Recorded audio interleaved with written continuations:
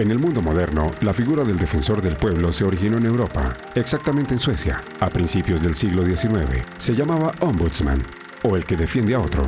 un funcionario nombrado por el rey y después por el parlamento, que vigilaba el cumplimiento de la ley y denunciaba los abusos del poder ante las quejas de los ciudadanos. Corría el año de 1809. En Colombia, la historia de la defensa de los derechos ciudadanos cambió 182 años después, en 1991, cuando el país asistió a la redacción y firma de la nueva Constitución Política. Allí, en el título 10º, capítulo 2, artículo 282, está expresa su función de velar por la promoción, el ejercicio y la divulgación de los derechos humanos. El defensor del pueblo es elegido por la Cámara de Representantes para un periodo de 4 años de una terna enviada por el presidente de la República. Es el responsable de impulsar la efectividad de los derechos humanos, así como el fomento del respeto al derecho internacional humanitario. Eso lo podrá hacer cumpliendo las funciones de orientar e instruir a los habitantes del territorio y a los colombianos en el exterior, en el ejercicio y defensa de sus derechos ante las autoridades oficiales o ante los privados. También las de divulgar los derechos humanos y recomendar políticas para su enseñanza, organizar y dirigir la Defensoría Pública, presentar proyectos de ley, invocar el derecho de habeas corpus e interponer acciones de tutela o acciones populares, estas últimas relacionadas con la defensa del ambiente sano, la moralidad administrativa, el espacio público, el patrimonio cultural, la seguridad y salubridad públicas, los servicios públicos, los consumidores y usuarios y la libre competencia económica, entre otras. Todo orientado a la defensa de los derechos humanos.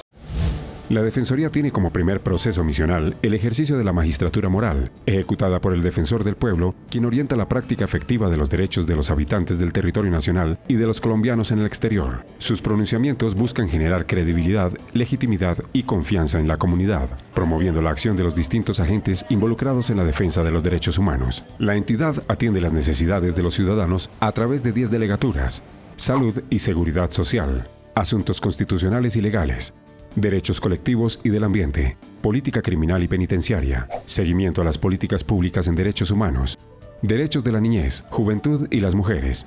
indígenas y minorías étnicas, prevención de riesgos de violaciones de derechos humanos y derecho internacional humanitario, para los derechos de la población desplazada y orientación y asesoría de las víctimas del conflicto armado.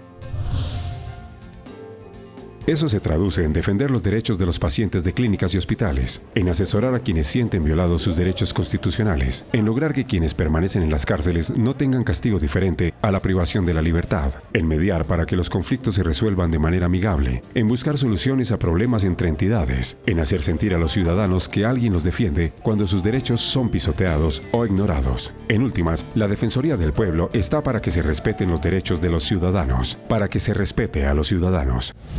Así ha sido en 22 años de historia, en el conflicto armado, en las protestas sociales, en la antesala de las tragedias, en el día después, en las angustias de unos, en los momentos difíciles de otros. Es una tarea que se desarrolla en Bogotá y en el resto del país, a través de las Direcciones Nacionales de Atención y Trámite de Quejas, Promoción y Divulgación de Derechos Humanos, Recursos y Acciones Judiciales y el Sistema Nacional de Defensoría Pública. Y también por medio de las 36 regionales en todo el país, y de las defensorías en las ciudades, en los municipios, en los corregimientos y en algunos apartados lugares de nuestra geografía, donde solo hay un puñado de colombianos y Defensoría del Pueblo. Además, para prevenir el desplazamiento forzado y proteger la población civil en 21 zonas altamente afectadas por el conflicto armado, la institución fortalece la acción defensorial a través de la figura del defensor comunitario, un profesional de la región que se constituye en el mediador reconocido por los grupos sociales de su zona específica.